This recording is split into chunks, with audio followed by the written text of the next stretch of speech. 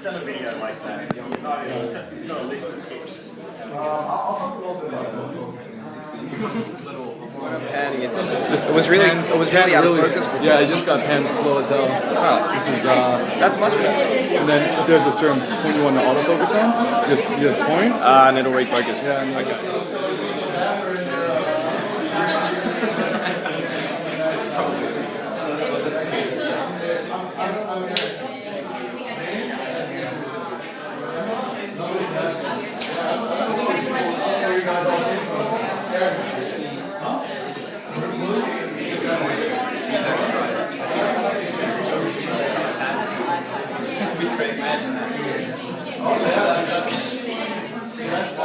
yeah, I think we might have a full house. And I'm like, how many spots are there? It's like 100. I'm like, whoa, and just, there's some people in the back. You guys want to come on in? You just kind of squeeze in here or something like that? Yeah, so, like I'm actually quite nervous right now. I don't get a lot of social anxiety when I'm out shooting on the streets, but being in front of so many people, I'm actually quite nervous. Welcome guys, I'm really happy to see all your beautiful faces. Just flew in from LA about like 2 or 3 days ago. Had like a 25-hour journey here, and I'd say it's well worth it. I had my first chicken palm last night from my buddy Eddie. Phenomenal. My buddy Mark here just gave me a meat pie for the first time. Awesome as well. And also your coffee here makes Starbucks in the States take like piss. So I'm loving Melbourne already. All I have to do is have a kangaroo burger and I'm set. So the topic of my talk today, you have a day job, just go out and shoot during lunch. I just finished, I was doing my lunch break, out walking for 30 minutes, went up an escalator, saw a guy walking from the right, and I was going up the escalator, I'm like, if I time it that he steps right in between here, I might make an interesting photograph. And, I was panning, the second he stepped in between, I saw this reflection, and I'm like, oh, click. And it wasn't actually until I went home that I saw this third reflection. So, sometimes it's really the small details that make the great photographs, and a lot of it is luck, but once again, you make your own luck. The more you go out and shoot, the more opportunities will come to you.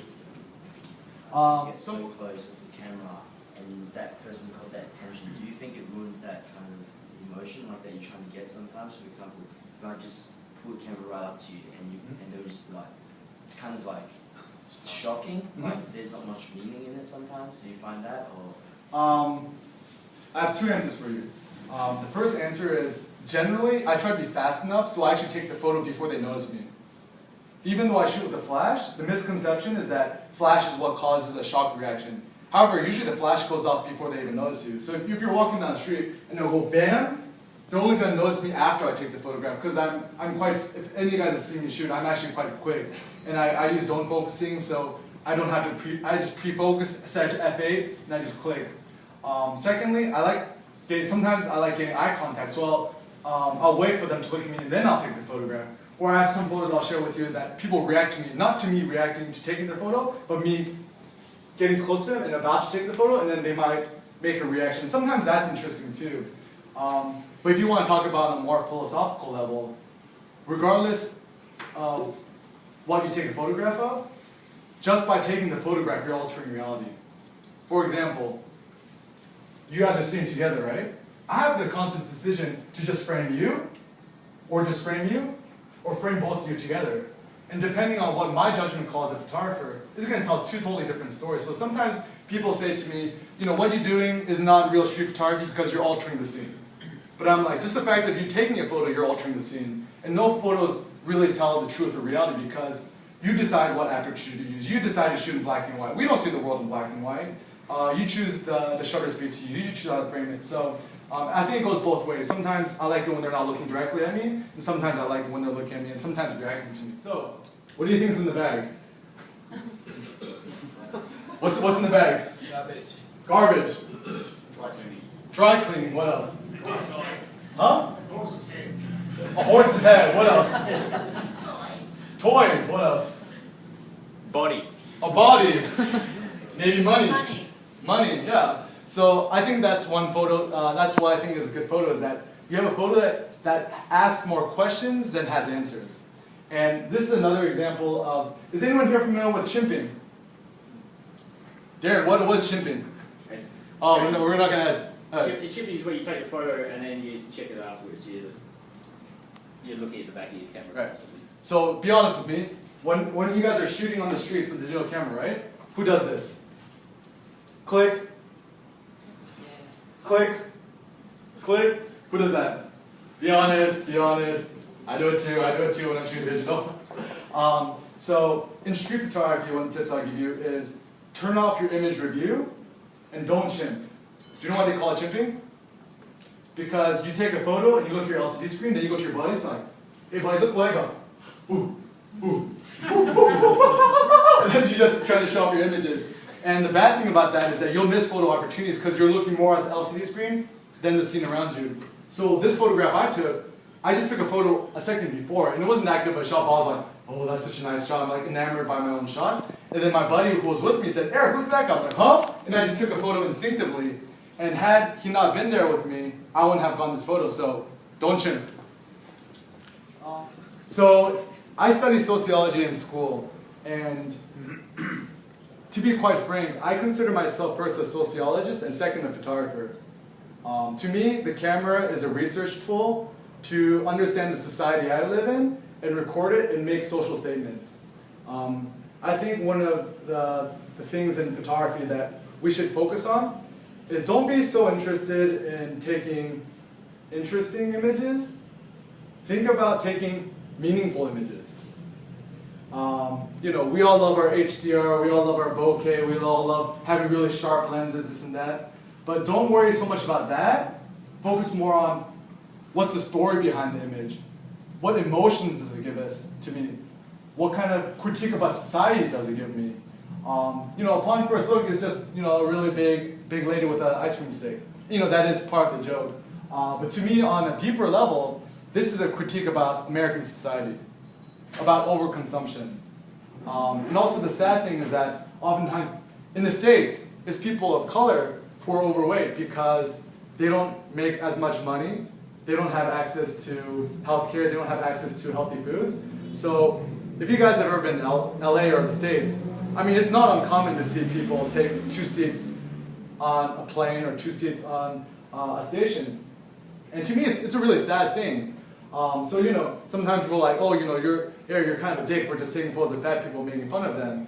And to me, it's not really about that. It's about, look at, like, you know, to me this is all about injustice. And, you know, I think it's a good photo compositionally, you know. I like it how she's got this kind of this deadpan look. I love that little green ice cream popsicle against her black. I love this arm. I love also this lady here has an icicle stick. And I think the frame is just filled quite nicely. But, you know, think about, if you're shooting street photography, think about the social ramifications of your photos, how people are going to look at your photo and judge themselves a little differently. One thing in street photography, if you see people blowing their nose, smoking a cigarette, or scratching their face, it's weird. They typically repeat the motion. And it's usually at an interval of 3 or 4 seconds. So, when he was walking, I saw him walking from a distance. He was blowing his nose, walking, blowing his nose, walking, bring it down. And then I was about to take a photograph, and then he actually put down the tissue. And then I'm like, no, it's okay. Blow your nose again, blow your nose again. You blew it, and I took the photograph. Yeah, you take it. So in street photography, you shouldn't do that. I do it anyways. Because street photography should be candid without telling them to do what they did. But you know, sometimes I like to joke around with people, and I mean, sometimes people look at my photos like, that's not street photography, that's not a street photograph. I don't care. I mean, I like to take photos of people on the street. Sometimes it's posed, sometimes it isn't posed, sometimes it's with permission, sometimes without permission. I'm just interested in making interesting photographs. You know, I'm just a photographer who happens to be labeled as a street photographer because it's easy to call myself a street photographer because other people, classifies me as not shooting flowers or trees. Okay,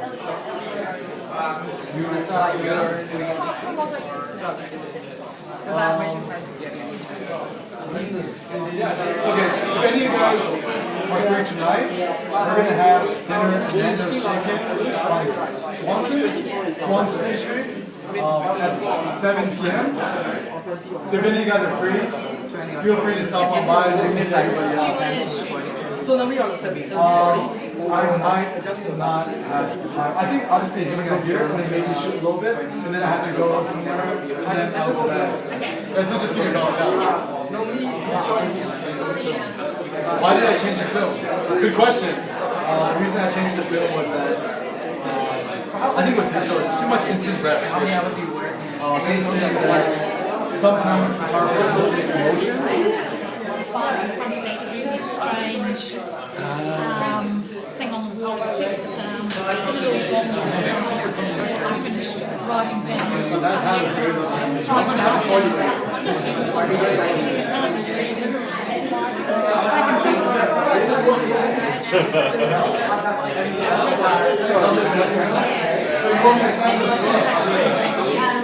I've got a quick KT.